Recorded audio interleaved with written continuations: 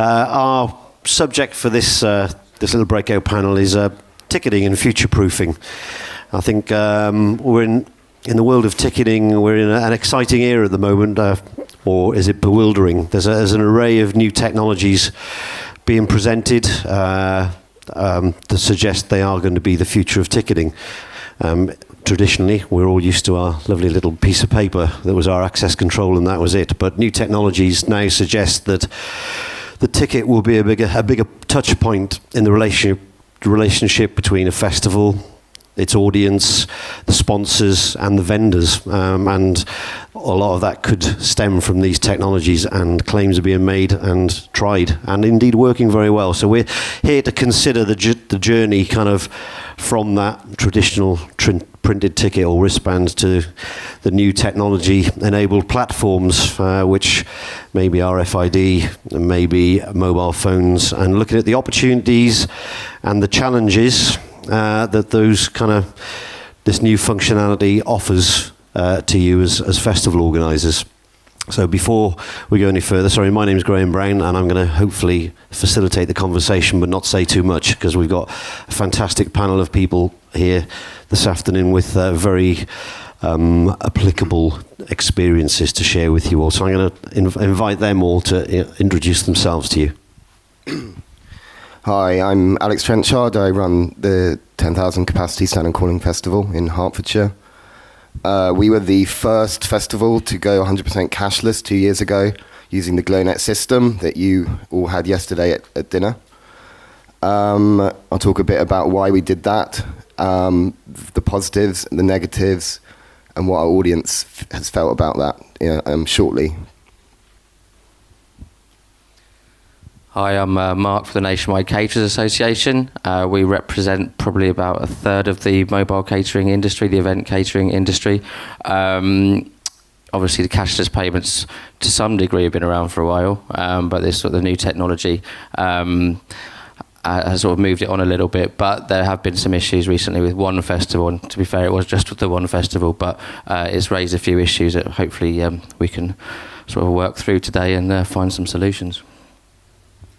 Hello, I'm Craig from ID&C. We are a wristband provider and a accreditation supplier to, I'm thankful to say, 40 of the 45 AIF festivals and just about every other festival you've ever heard of in the UK, and most of the ones in America and Europe and Asia and all over the place. We've been around for 20 years, so we've kind of seen everything from a paper wristband right up through to what we're doing now, which is the cashless stuff, and even more exciting things with Bluetooth and RFID all built into a wristband. So I bring hopefully a bit of experience on that.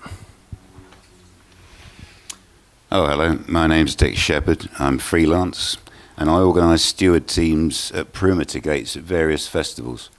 So I've been working with paper systems for years and years, and I've got to make a move to what these guys are inventing, make it work. So that's why I'm here. Hi, I'm James. I work for Eventbrite. We're an online ticketing company. Last year alone, we worked with over 60,000 concerts and festivals. In the UK, we work with We Are Festival, 2,000 Trees, and Standard Calling, to name a few. I put together a short, 2-minute video of really our innovation and technology within the space. So I hope you enjoy it, and I look forward to answering your questions.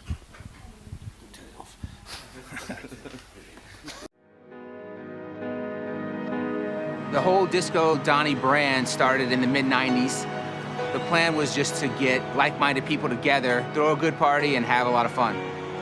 I didn't expect it to grow into something so big. The kind of shows we do range from a 100-person club show to a 100,000-person festival. We're currently going into Canada, the Caribbean, Central America. We're expanding every day, and that's why it's so important to have a ticketing partner like Eventbrite. It's critical to have a strong ticketing partner when you're dealing with 10, 20, 50,000 people. Advanced sales, day of show sales, ingress and egress, ticket scanning. They have to be able to handle the volume, and that's why we chose Eventbrite. One of the best things about working with Eventbrite is its mobile app. There's a great built-in community of ticket buyers from all over the world, Also, Eventbrite is a great promotional partner. They get your tickets out there, they let people know about your event. They're providing us with all kinds of analytics, information that we've never had access to before, and we're really able to identify who our core audience is and where they're buying tickets and when they're buying tickets. It really paints a picture for us of who these people are and where to create new content. Eventbrite is a true partnership. They care about us, they care about our customers, they're dedicated. I've been with Eventbrite almost 4 years now. Music is a very important part of our business. Last year alone, we ticketed more than 40,000 music festivals and concerts around the world. I'm the field operations supervisor at Eventbrite. In order for us to make sure that this is as successful and as flawless as possible, we start collaborating months in advance. Our main goal is to make sure that every attendee who comes in through the event has a great experience and leaves the event just as stoked as they were when they showed up. We make sure that the technology we're producing is always a step ahead, that our clients always have access to the latest and greatest technology, because that's what we know makes them successful, that's what makes us successful. With Eventbrite, it's just easy. Whether I'm sitting at my desk in my office, or I'm getting off a plane, or if I'm on site in a festival, I can access everything on Eventbrite. With all the support we've received from Eventbrite, our shows have really grown. We definitely see there's a correlation between this partnership and growing our brand. This is who we are, this is what we do. This is 24 hours a day. I think the only way it can go is up. The best thing about doing these shows is that you can look into the crowd and you can see everybody having the time of their lives. Just to know that you helped create that experience for them, it's an amazing feeling.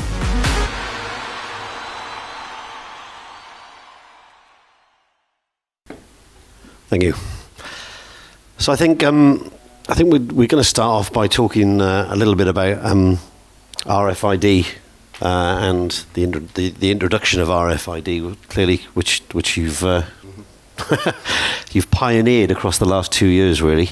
And I think, as with anything else, when you introduce new technology into a festival market, it's going from the theoretical to the practical applications of it, and there have been quite a few different things. I think, first off, before we actually go into the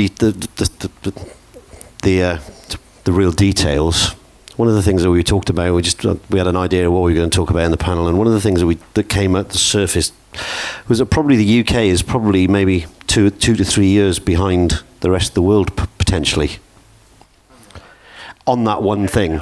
On other things, as Chris was saying earlier, we're innovators, we're producing great festivals, but in terms of RFID and its use of festivals and going cashless and cashless payments, we're probably a few years behind, aren't we?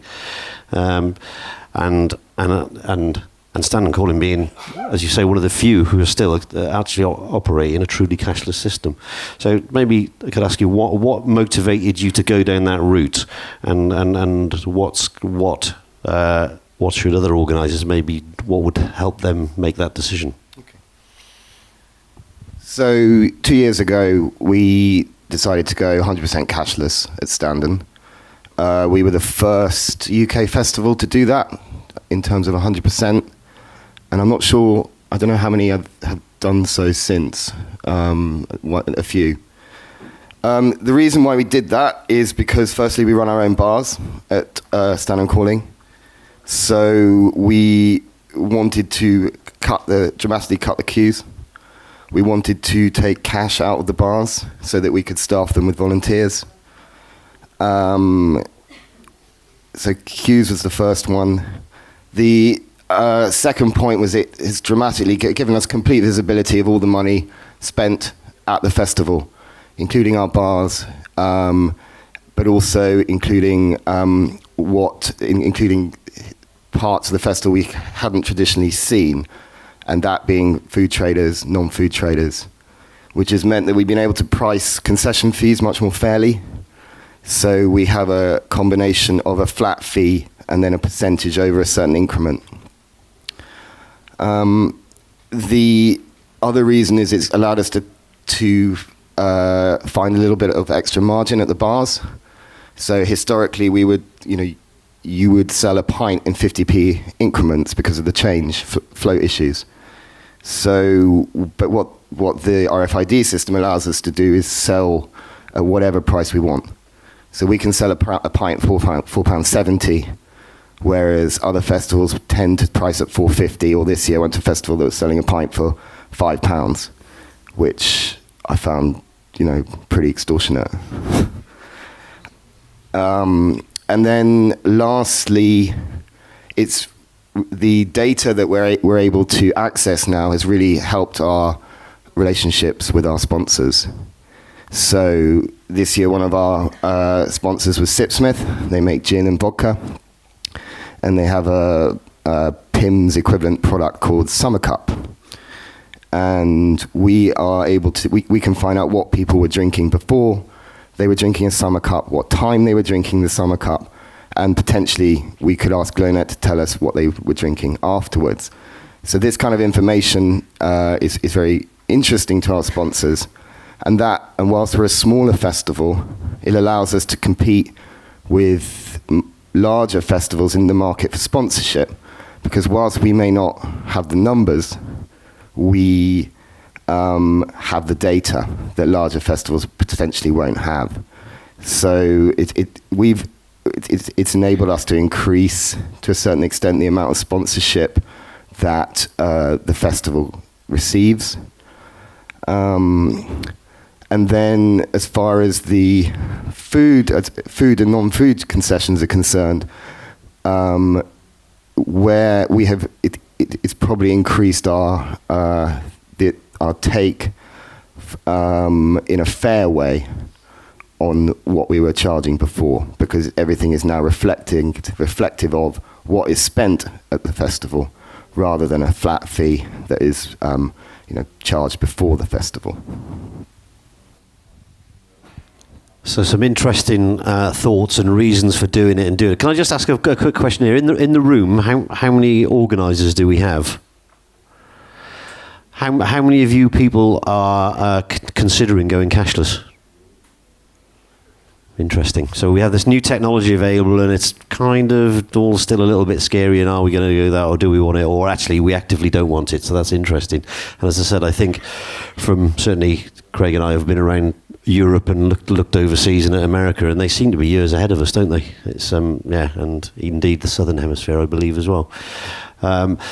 So we're going to come back a little bit to some of the benefits and those data benefits later on, and how things what might draw you in. But we did have that one shot earlier on across our bows this year, didn't we?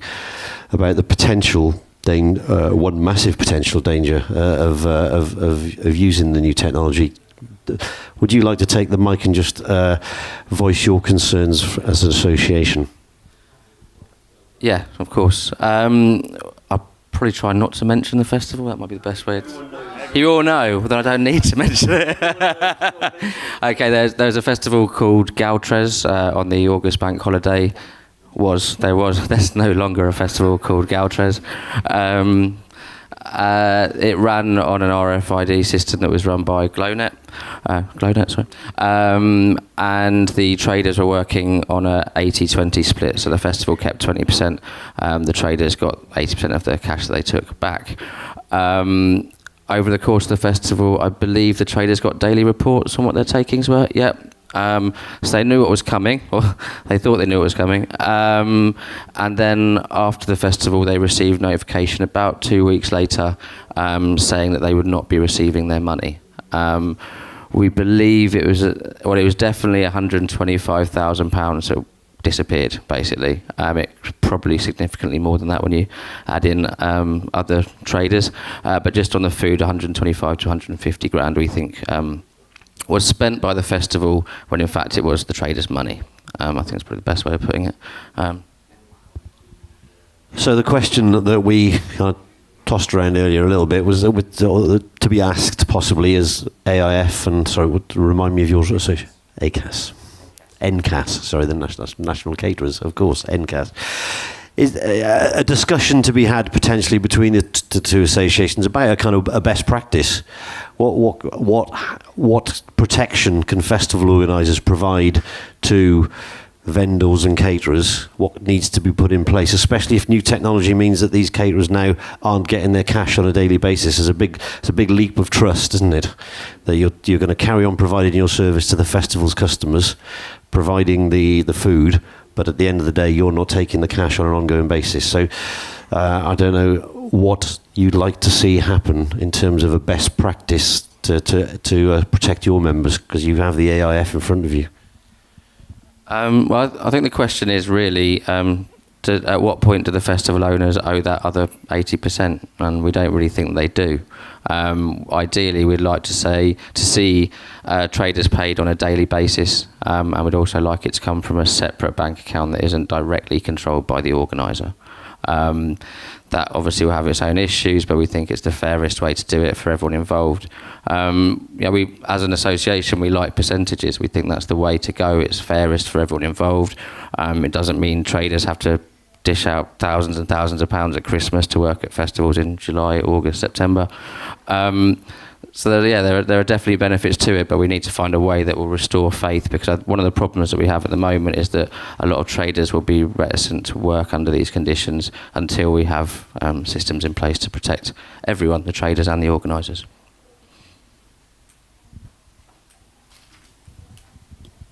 So we do have some people who provide RFID technology in the room. Scott, I think I might pass you a mic in a moment, but I think just if we stay on that issue for a second, as organisers, this idea of possibly some kind of escrow account taking off the vendor's money into a separate account, again, how would you feel about some of your money being taken off to this holding account and then put out to the 80-20-20 rule? Is there anyone in the room or anyone here who'd like to comment on that? No, you're all happy giving your money and putting your money into an escrow account. There you go. You've got your deal. You can go happy. Excellent. So one of the questions I'd like to ask, and is why would it seem that the UK is behind that world market? Why is the UK not keeping up with the implementation of RFID?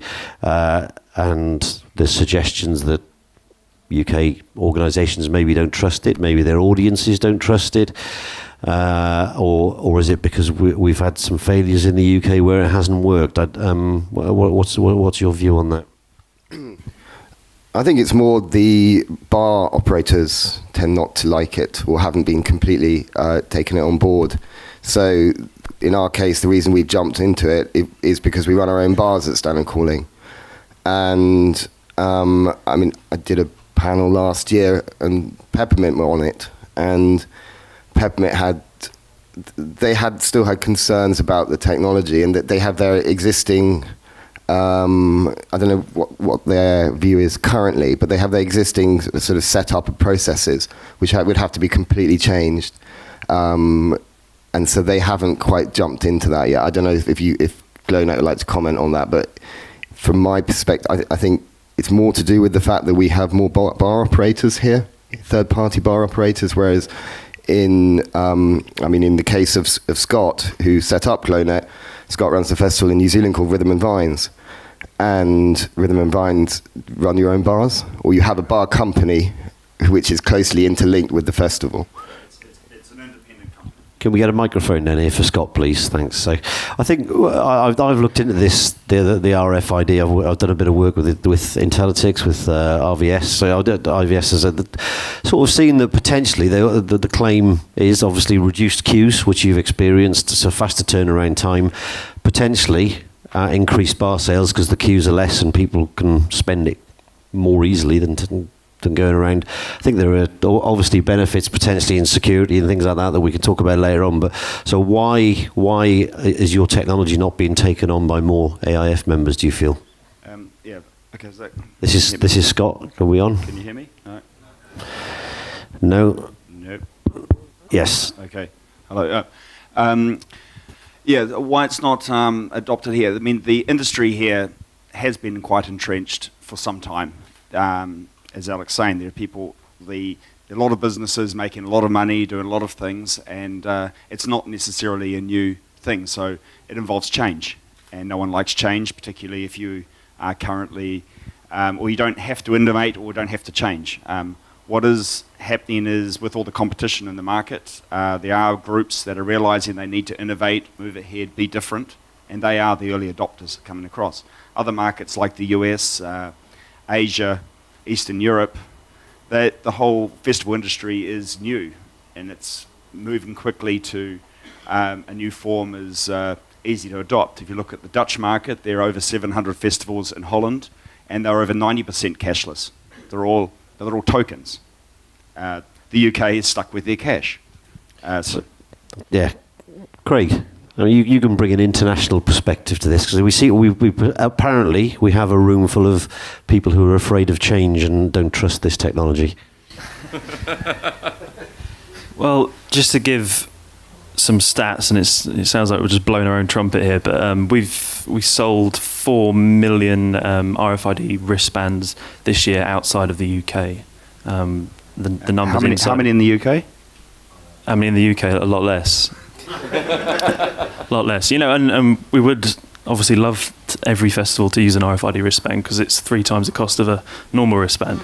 But at the same time, you know, hearing all the different talks over this weekend, and going right back to, is it Jude Kelly from the South Bank Centre? I don't know what my point there was, actually. I'm just reviewing but yeah, innovation, the adoption. I think, from my perspective, the reason the United States and South America have taken it on is due to the age of the industry. There's less stakeholders involved. It's a very American thing to just go and be the first people to do it, to stand out and shout about it. And yeah, I think that's the main barrier. I think there are other things in the UK in terms of a model that's just worked for so long and it's worked so well. And smaller festivals, the AIF guys, it's difficult to make an investment when you are that size, and you could potentially destroy your festival, although you're trying to do something fantastic and new. You haven't got that pot of cash to play around with. Just while we're on that and bringing in new things, maybe, Dick, if I turned around to you and said, we're bringing in a new system next year, it's called RFID. It's called RFID.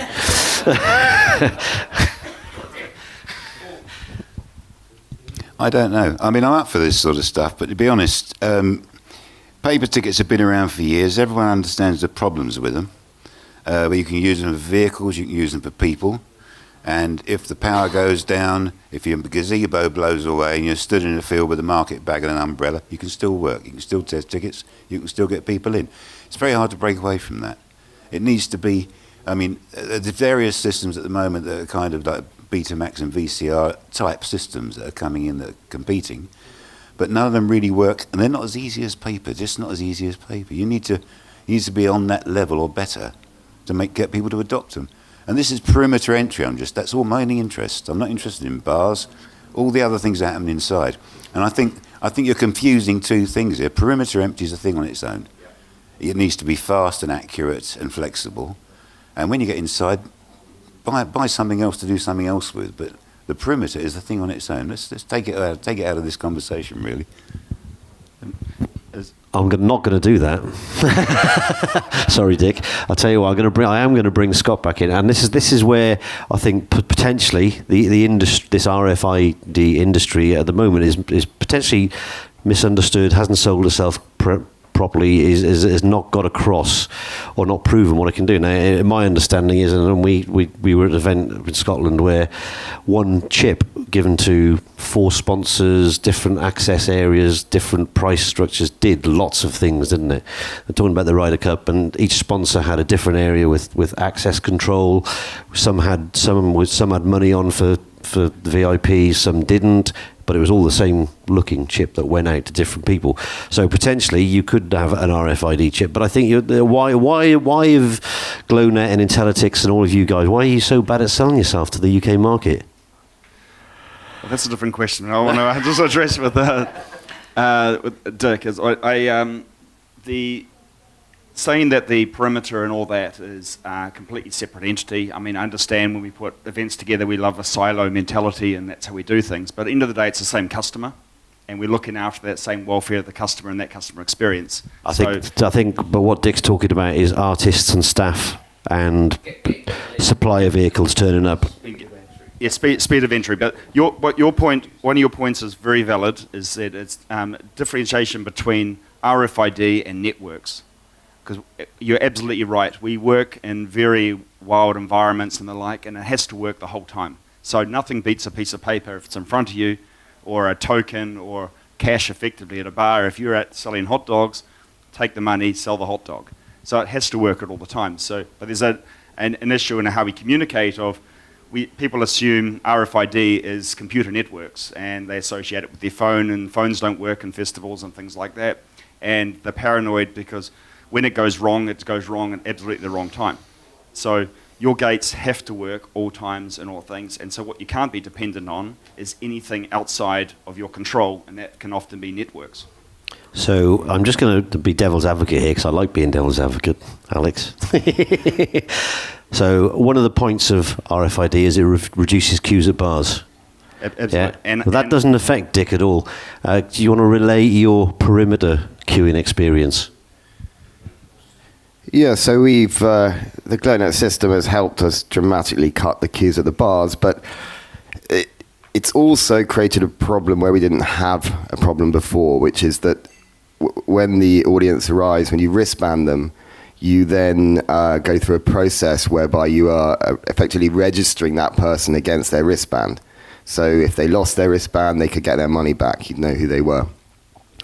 So what this has meant is that on the Friday this year, and to a certain extent last year, but this year it was a much bigger problem, we had substantially longer queues. And Scott will probably tell you that I didn't have enough lanes, but prior to RFID, that number of lanes was sufficient, so I wouldn't necessarily agree with that. But so that has been our main issue with the technology. It's just getting people in quickly, and it's something that we can continue to talk to GlowNet about. On balance, all the benefits outweigh that, but that is our single big issue this year. Okay, I'm just going to say I won't mention.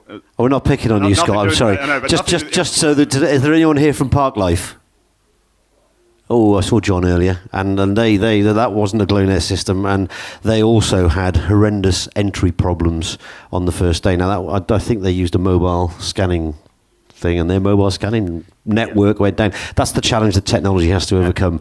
That everyone remembers the 15,000 people that stood at the gate for 2 hours who couldn't get into Park Life. There's things like that maybe that's what you've got to get over. But I think that's the negative experience that you have to. I mean, if you move the problem somewhere else, where you're creating the problem. But say it's a key thing is to notice in this is there are two different models that you can approach when you look at RFID. You either go to replace the ticket, the piece of paper, with a RFID wristband, and you can send them out in the post and people just turn up and they go straight through.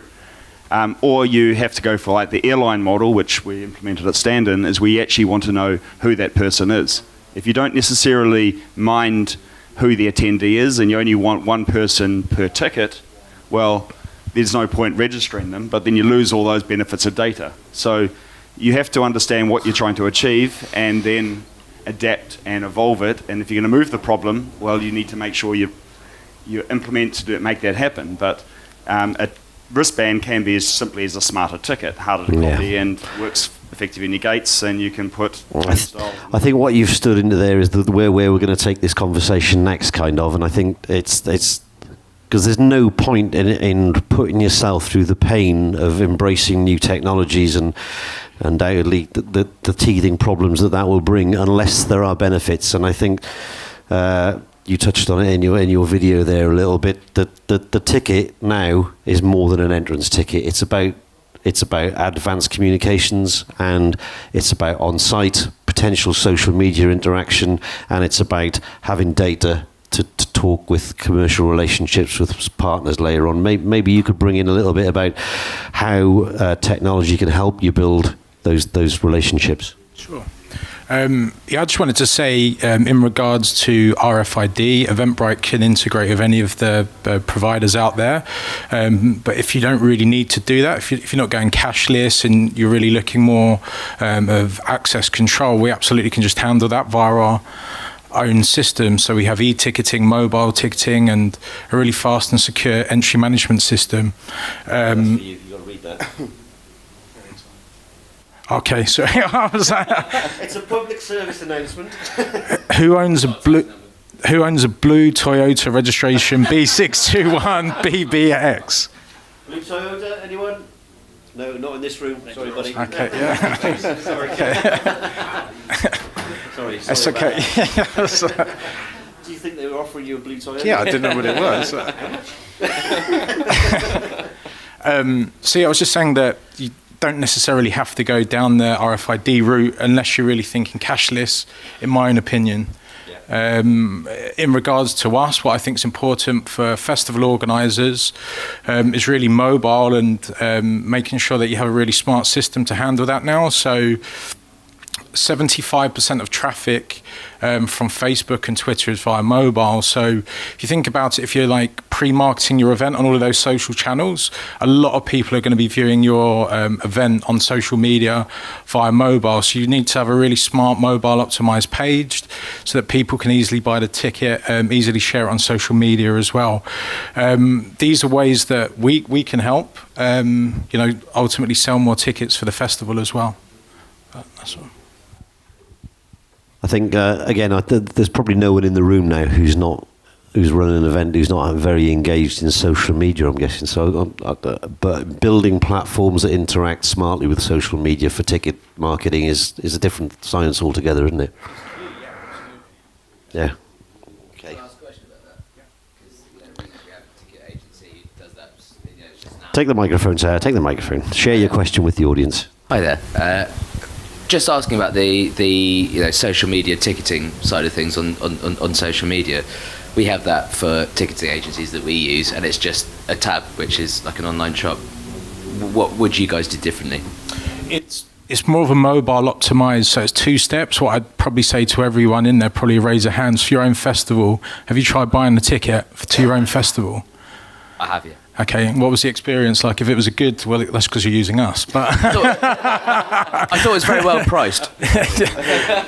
We had a quite drunken conversation about this last night. Not sure what I get back. Yeah, well, exactly. But I strongly recommend doing that. Try and buying a ticket via your own website, festival website, via mobile. Just seeing what the experience is like. Is it long drawn out? And yeah, we've done that. Yeah, I just don't understand the difference that you can offer than that's out there. Yeah, it just increases the conversion, just so that you ultimately sell more tickets. In what way? The conversion rate's just higher because we're 2 steps to selling a ticket. Most other companies are, say, 8 as an example. Yeah. So a big difference. Yeah, big difference is you either get the purchaser or you actually get the consumer, and that's a big difference. And that's where often the 2-step process does, where they actually Facebook connect with the Spotify, do things like that, and interacts the actual attendee to the festival experience, rather than what the ticket companies typically do is they capture who purchased it, but not necessarily who's actually attending your event.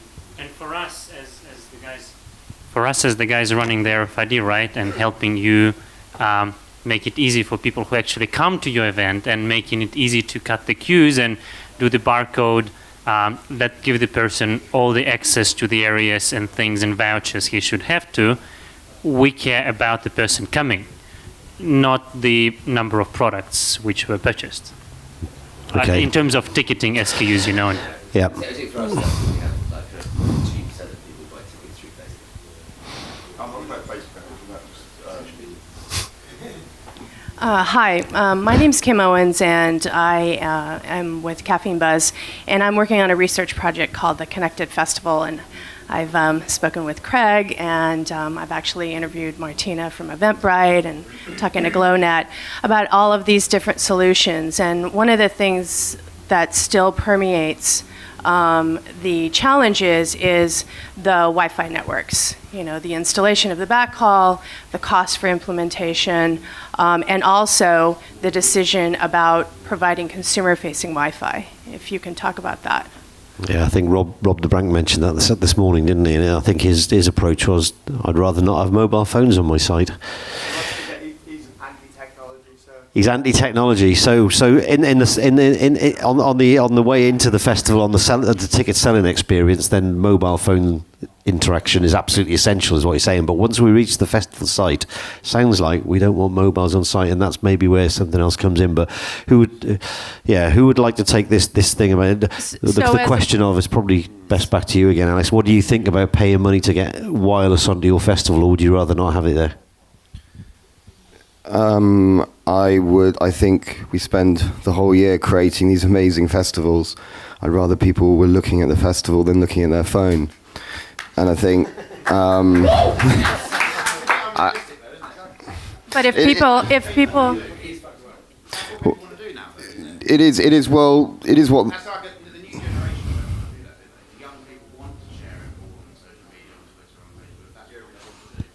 Unfortunately, we have such bad reception at Standon Calling that you can't do that. And also, actually, the amount of when you've got so many smartphones on site, it just there's absolutely zero network. So one of the issues we actually have on Rfid is we have to install our own internet for that. But there's absolutely zero network at Standon Calling, so people aren't looking at their phones. I accept what you say. That's what people want to do. But if there's anything that we can do to get them looking at the festival and enjoying what we've spent all that time creating, I think that's a good thing. So on the data front, it's a 90% upload of data when you put things in. Everyone's trying to share their experiences up. They're not necessarily consuming down. So that's just a thing to observe. Your fan becomes your brand ambassador, communicating, telling the world about how wonderful time I am having at this thing, but they're not there watching YouTube and doing things like that. That's one of the things we're also right now supporting work with Spotify in Spain, is we're putting things like selfie stations where you can take a picture with your friends, tap it and it goes to your Facebooks and so on, and you're communicating about sponsors pay for it. Yet we, again, as our Rfid and this thing, we make it in a way that we don't need an internet at that moment. You don't need that Wi-Fi network. At Alex's festival, right, 50% of the time, the Wi-Fi, local Wi-Fi was down. It didn't work.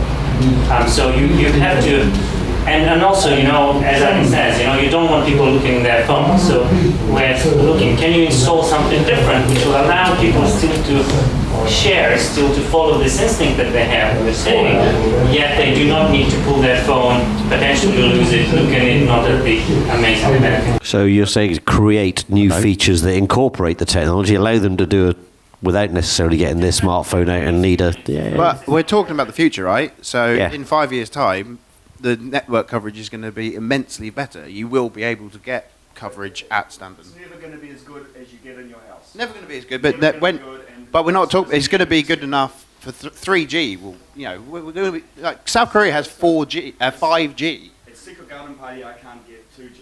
Yeah, no, but I know at the minute, but we're talking about the future. It going forward.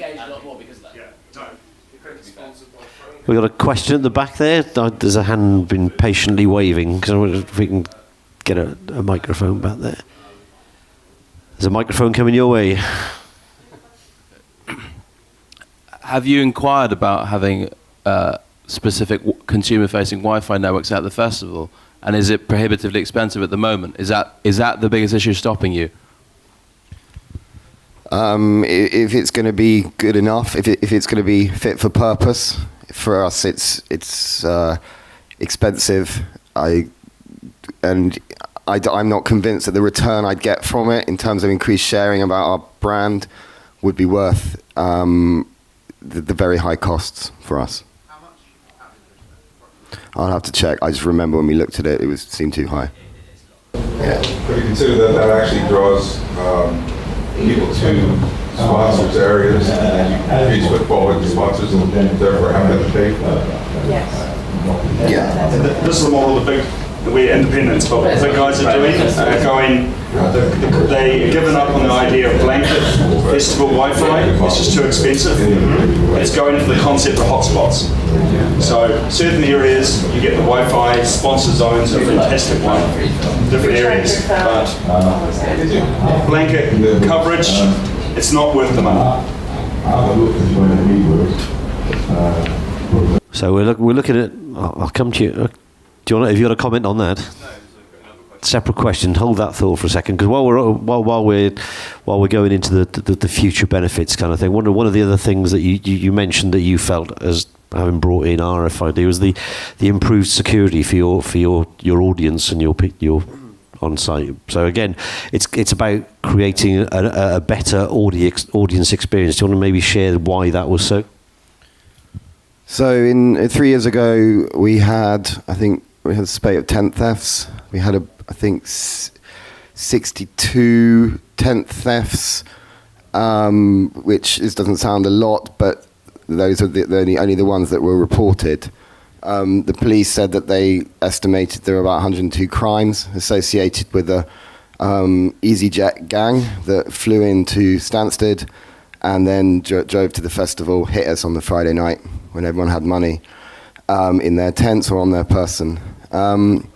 The year we went cashless, that year we had one crime in the entire festival. Standon calling that year was about 6,000-7,000, which is pretty amazing in terms of making it a much safer environment for everyone. So we're talking about some of the problems, but we're also seeing there are some very significant things you can do to improve your audience experience with the technology, and I think that's kind of getting this balance of why understanding why you put yourself through the pain, really, isn't it? It's kind of, there is another question here, maybe if you want to. I actually went to Standon calling as a member of the public, and the thing that impressed me the most, other than the festival, was the fact that they went cashless. I think everybody who went there was just, it made the experience so much more that you weren't focusing on, have I got enough money? Like it seems to be the future. I just wish everyone would understand that it's the best thing for this style of event. We've got a fan there. This year. So you had a good experience of cashless this year, but clearly we've got another man in the blue shirt here. Yeah.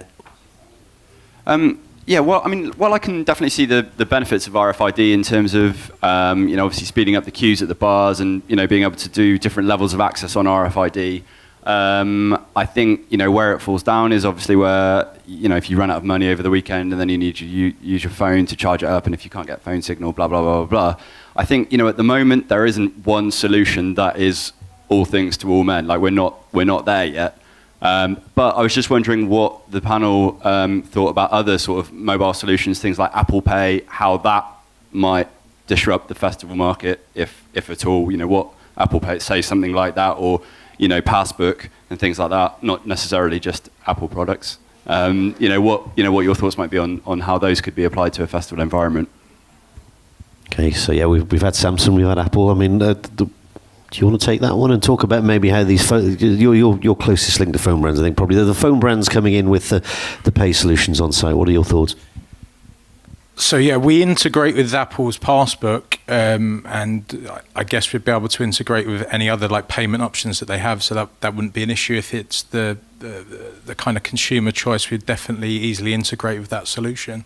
So yeah. But okay, I've got a question there. So if I buy a ticket on my Samsung, and it's delivered to me, and I buy 4, can I pass 3 of them on to people with Apple? Will it transfer from Samsung to Apple technology, or backwards from apps? If someone's bought tickets on their Apple, can they transfer them to me on my Samsung? Because I have loads of problems with that kind of platform transfer. We did actually run a trial with Samsung. They did a live series in London. I think it was Guildford, and there was somewhere else as well. It worked okay, but in regard to the entry management side, it's still, again, not as slick as the other solutions on the market, one of them being ours.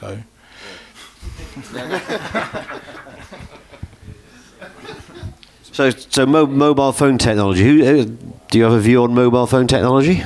Yeah, I was just saying, I wouldn't be too concerned, or I wouldn't be holding your breath for Apple Pay, all these different aspects in the festivals. They are going after the high street. Our biggest problem in events and getting money from the open loop into the closed loop is ATM machines and Visa MasterCard, which technology will be around 20, 30 years.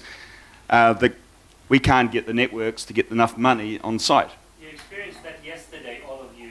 Some of you might have had trouble topping up the wristband, right? And it was not the process of topping up the wristband. That takes about a second or two, and those who paid cash actually experienced it firsthand.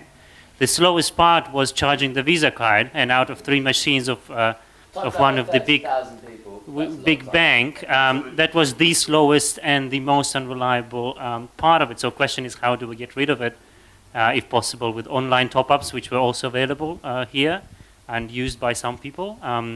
Maybe that solution, maybe we have something at Eventbrite, maybe we can put something into the ticketing that would allow festival to collect money from the customers for the payments, for the food vendors, before the event, maybe put them in escrow account, maybe benefit for more security for the vendors. But yeah, cards, accepting cards is the slowest part of the process. Okay, so I was at a festival in Norway this summer, and basically everyone puts their card in, and they put 50 quid on it, boom, boom, and it was quick, and it was one marquee with about 30 terminals in. So upscale that, that was probably for 12,000 people. Upscale it if you need more, but there weren't queues. There was maybe 1 or 2 people, and it was okay. You only need to put the networks where you actually do that. That's the point. The 2 longest things in the whole bar transaction is first giving change, second is talking to outside networks. So putting an Apple Pay point at every single hot dog vendor is going to amplify the problem. So you concentrate that down to the few points you need it, and then take everything else offline. So that's the solution. Which Yeah, I was just going to say, we just launched a mobile box office solution, works off of the iPad. It's called Eventbrite Neon. That's just launched in the US. It's going to launch next year in Europe. It's essentially, you can take credit card payments or card payments at the gate of the event, or use it as like, it could even be used behind the bar as well, but again, you would need 3G or a Wi-Fi connection as well. So we thought someone nicked the mic then.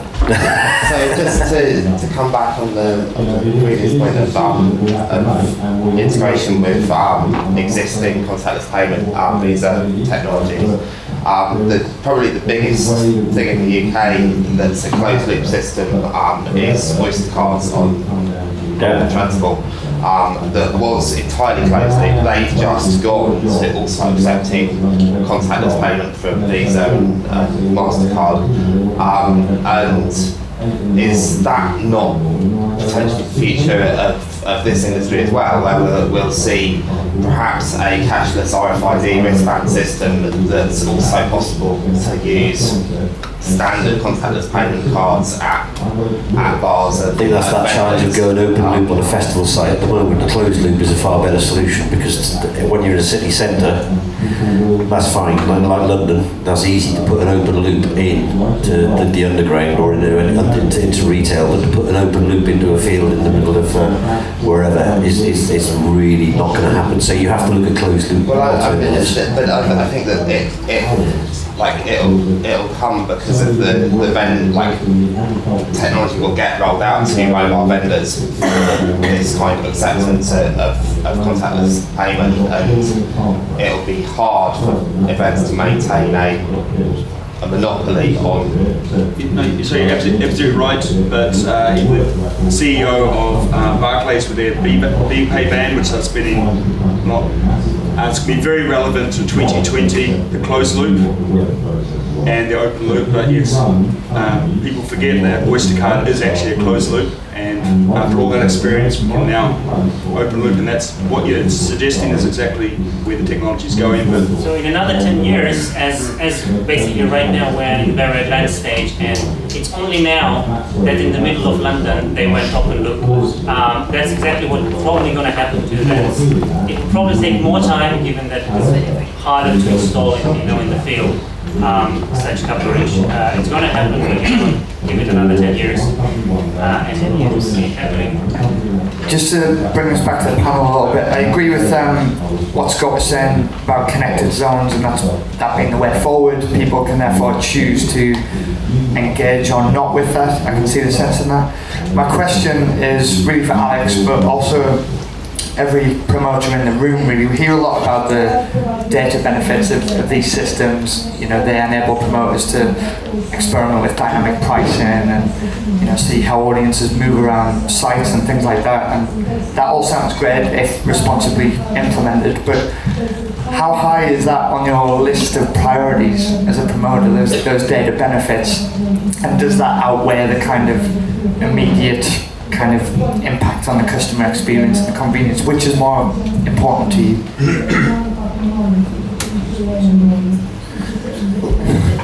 Well, both really.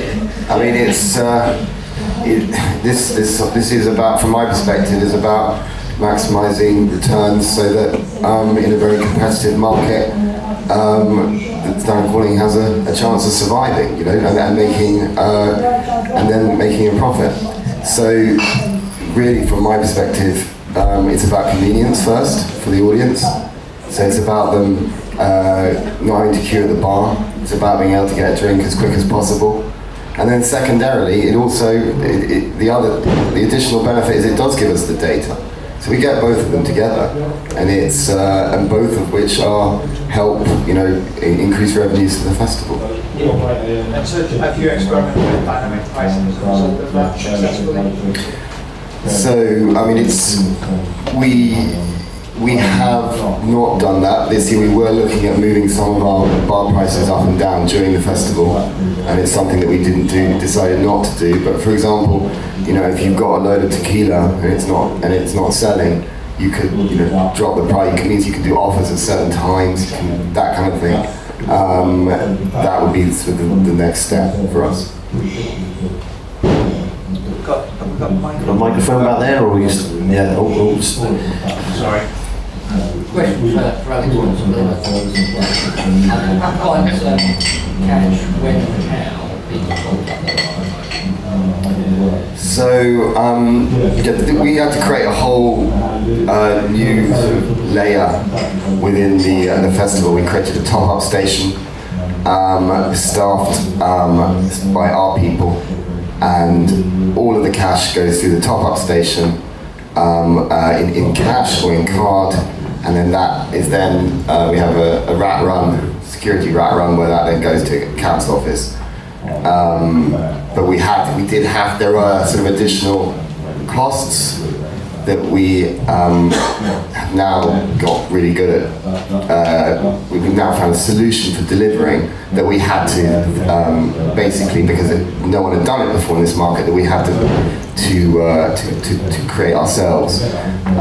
Cass, you created it. I don't know if you'd say anything else. Well, I think it went really well. Yeah, I think that's it really. It's something we have to bear in mind when creating a new system. I think it comes into what we were saying. There were still queues that we contend with in terms of you're moving people, that you're creating a new system for people to flow through. But the discussion I had yesterday meant that people were queuing once and in one place, and as long as we manage that one place really well, we could deal with it at one single time rather than having to. We're not just having like an automatic top up like you do on that's what we're doing with PayPal.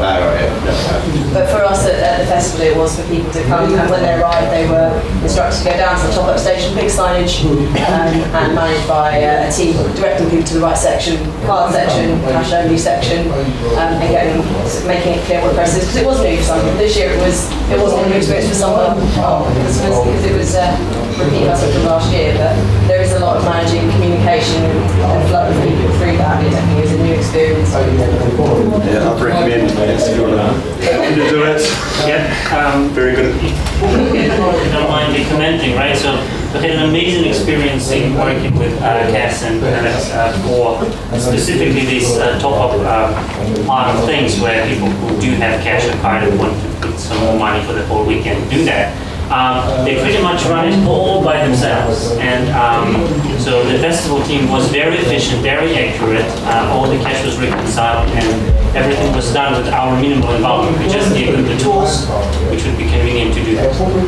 Now, in some other events, in particular, for example, the campus, which unfortunately finished so badly, there were pretty much no training for the personnel of the event, no signage by the festival, and in the end Scott was running around and with me, we were putting signage, we were instructing people and training staff members for it to happen. So I think we should also have later conversation. Round of applause for Casper, it sounds very. Well done. I think it is about, but that's if you're going to introduce new technology as a supplier, you have an absolute. You must educate there's people here who don't understand. So if there were no signs and no training, next time, guys, you've got to make sure that that's in your manual because bring those experiences with you. Really. Can I just clarify why you had a problem with your lanes, with your entry lanes? It's just the time, that transaction of time, I think, wasn't it? What? There's no apparent extra to what's happening. In terms of getting people into the festival, you are effectively registering each wristband against that person, and that takes time. Do you have to do it at entry, or can you do it at the top-up station? You could do it elsewhere, but if you could potentially do it at the top-up station on the first top-up, but I'm not sure you'd want to because then they'd already be in the festival site wristbanded without a registered wristband. Well, Ryder Cup and some of the festivals we've worked with over in the States and many in Europe have sent the wristband out in the post maybe a week or two. In Europe, the Slotsville Festival in Norway. Yeah. That's 15,000. Yeah. So this. For large festivals, up to 30, 40, 50,000 festivals. Sorry, well. It doesn't matter. No, we've seen it done. For festivals of 5,000 up to like Coachella 100,000. Obviously, the postage costs are then variable, so there will be a cost to take on board. But then you're going to absolutely eradicate that queue at the beginning. It is, but you're not posting a paper ticket anymore. I know some of you don't do that anyway now, but you've got to weigh up against how quick do you want people in versus what's the cost of posting a wristband out. And the other benefits of that are obviously they can top up and prepare themselves beforehand. They can actually sync the wristband with a Facebook or a Twitter account if that is what you want to do on site in terms of social activations, which then further increases your data and gives you a much stronger arm to sell various aspects of the festival to sponsors. Some of you don't want to do that, I know, and that's fine, but these are the possibilities to start in thinking about new revenue streams. And new experiences, isn't it? I mean, at the Ryder Cup, you could go in and the one wristband, so I went up and had a look at it all, and you... Yeah, sure. No, absolutely. So I'm just drawing the parallel of kind of if you go online before you register your wristband against yourself, you can say top it up by £50 a day. You can. There's lots of automated things you can do if you've had your wristband before, so it can reduce the queues on site and things like that. Yeah.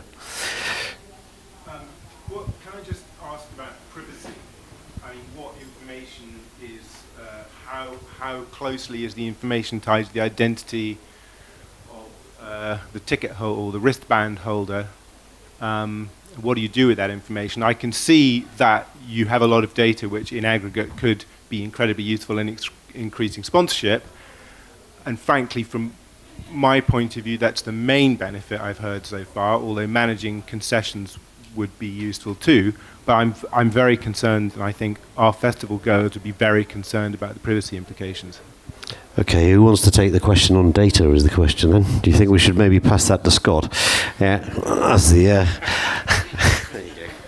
So first and foremost, there's no personal information on a wristband itself. What you put on the wristband is only the essential information that allows that wristband to be working in a non-network environment. So are you allowed in the VIP area? Are you entitled to a backstage meal? How much balance do you have on your wristband? So there's nothing personal. The entry procedure that was described there had a process of tying the wristband to the person that was described. Absolutely. So the same information that you currently put into a ticketing site, where you put your email, your contact name and the like, when you go back to that customer and say, would you now like to Facebook Connect, connect to your Spotify, connect to your PayPal so you top up in advance. That information, the same information and privacy of it that the ticketing company would have, now you have to entrust with the promoter.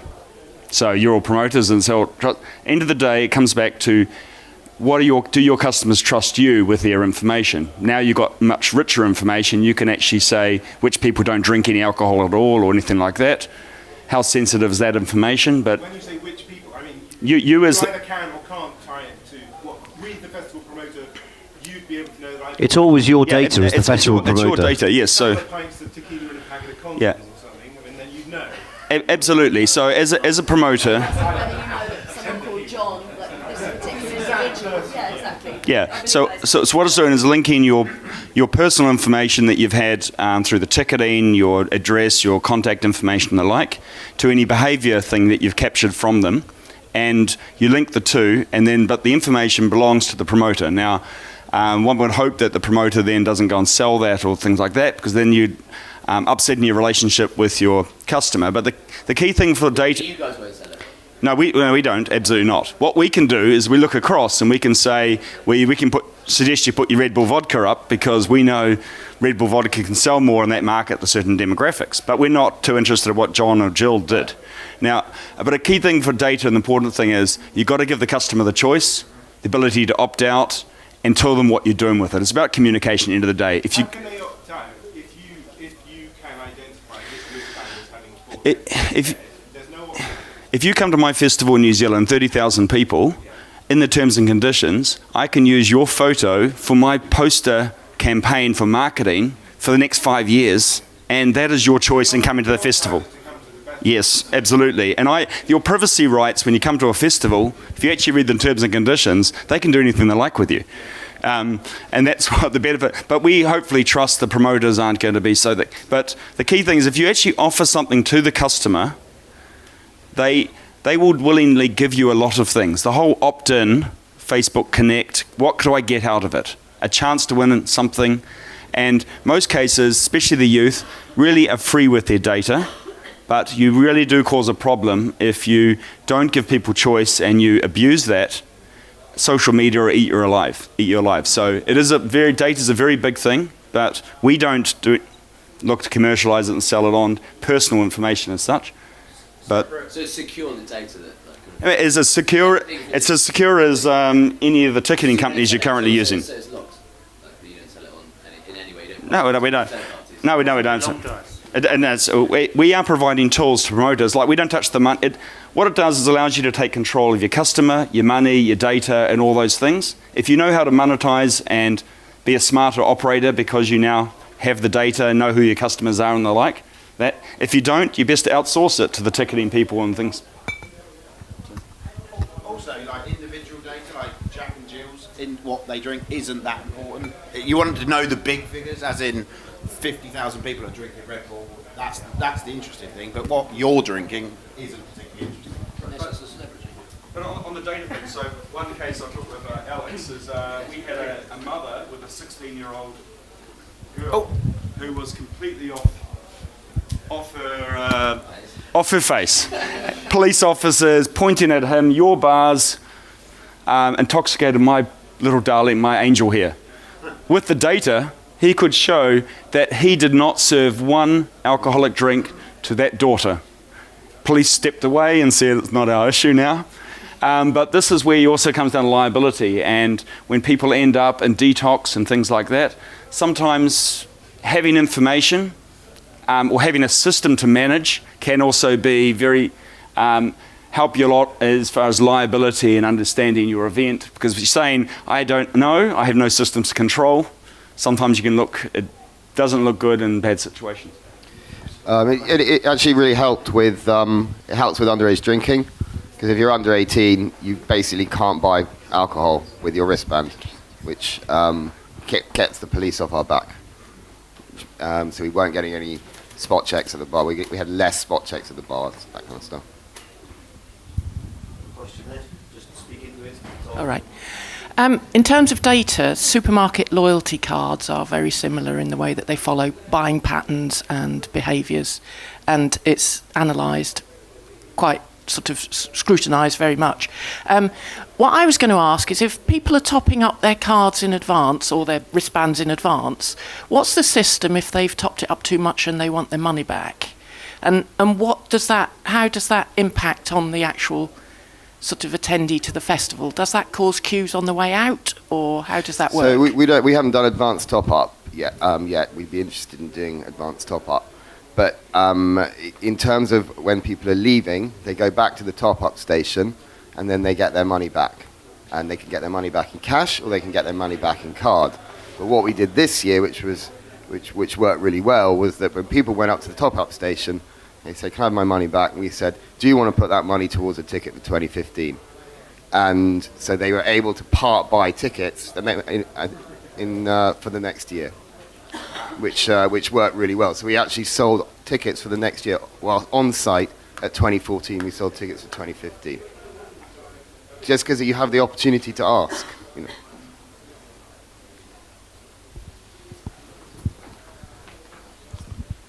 I've had a couple of experiences with cashless systems. One last year at British Summertime, where they couldn't read the reader because it was too sunny, and I got cash out.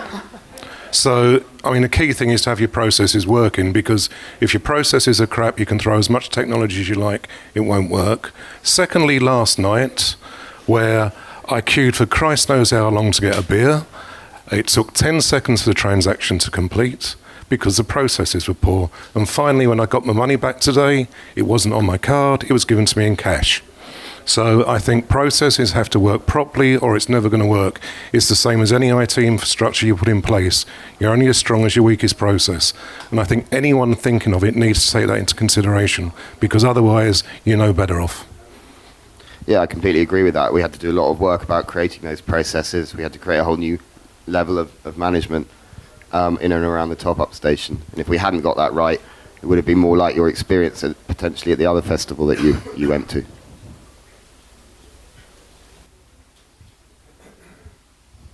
I'm not sure how we're doing for time. Has anyone got a... We have gone over, okay. All this talk about future technology, and none of us have got a watch in front of us, so... we've got a... great. Festival meaning of time. We can carry on chit-chatting. Excellent. So... What do you think the next big thing's going to be? What's going to be the next big thing that's going to change the landscape? outside of RFID and the cashless payment kind of thing. So, talking about the future, can we go along the panel and say, what in a festival future, what one thing do you think you can see coming over the horizon? I'm going to pass that to you, Dick, because you've been far too quiet for far too long. No, I'll wait and see what you lot throw at me. I think translating queues from your car park to your bars is important, though. Really, you'd make a lot more money if people were drinking rather than standing in a queue. So I'll go back to my previous point about removing perimeter stuff from internal stuff. They're two different things, and you're going down the wrong road doing those two things together.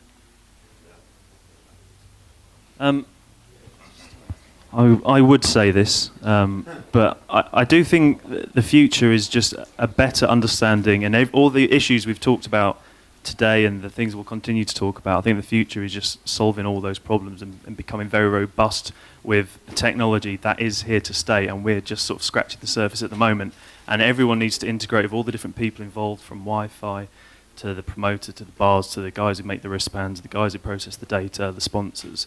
And the synergy is not quite there yet, but I think we're all working towards it. And some people, it may never suit their festival, but there'll still be aspects that they can get out and benefit from, I think. I would hope that the future holds sort of better relationships between traders and organisers, and better processes in place to protect all of the parties involved. I think that's what we'd hope for, separate bank accounts. For me, it'd be like the complete mobile experience. So buying a ticket on your phone, turning up, getting in easy, the cashless thing, and then like in your seat, you can just order something via your phone. Someone brings you a beer or your food to your seat in the stadium, that kind of thing.